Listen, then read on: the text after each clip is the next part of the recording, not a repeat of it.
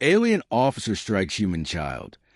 Deathworlders drop her head at the Council's feet. The Galactic Council chambers were silent as the representatives of 100 species waited for the humans to arrive. The air was thick with tension, the scent of fear pheromones mingling with the sterile metallic tang of the station's filtration systems. Then the doors hissed open. Captain Elias Varga strode in, his boots thudding against the polished floor.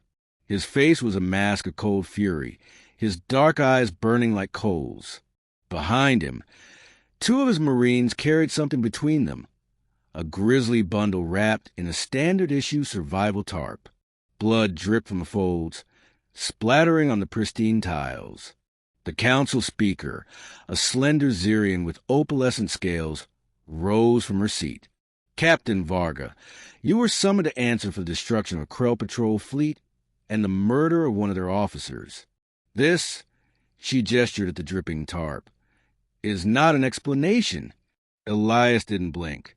He raised a hand, and the Marines unfolded the tarp. A collective gasp rippled through the chamber as the severed head of Sub-Commander Kesh, a high-ranking Krell officer, tumbled onto the floor. Her 4 eyes were wide in eternal shock, her mandibles slack. The Marines stepped back, their faces hard. Elias spoke, his voice low and dangerous. You want an explanation? Here it is. 3 days earlier, the human colony on Viridian 3 was small, barely more than a frontier outpost. But it was home. Children played in the fields outside the biodomes, laughing as they chased each other through the tall grass. Among them was 9-year-old Lena Varga, the captain's daughter. She was picking wildflowers when the Krell patrol ship descended. The Krell were a warrior species, proud and brutal. They saw humans as little more than pests, soft, weak creatures who had no place among the stars. Sub-Commander Kesh had no patience for them. When her scouts reported a human settlement in what the Krell considered their territory, she didn't bother with warnings. The first plasma blast hit the biodome's outer wall. The second struck the fields. Lena didn't even see it coming.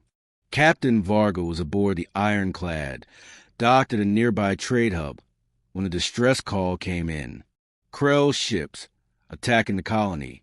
Oh God, they're firing on the children. The transmission cut off with a scream. Elias didn't give orders. He didn't need to. His crew was already moving, their faces set in grim determination. The Ironclad's engines roared to life, and within minutes, they were burning toward Viridian 3 at maximum thrust. They arrived too late. The biodomes were smoking ruins. The fields were scorched earth. And in the center of it all, lying broken in the dirt, was Lena. Elias fell to his knees beside her, his hands shaking as he gathered her small body. She was still breathing, barely. Her eyes fluttered open, and for one terrible moment, she smiled at him. Dad, it hurts. Then she was gone. The Krell didn't even try to flee. They stood their ground, confident in their superiority. Sub-Commander Kesh broadcasted a message to the Ironclad as it approached. You humans are fools.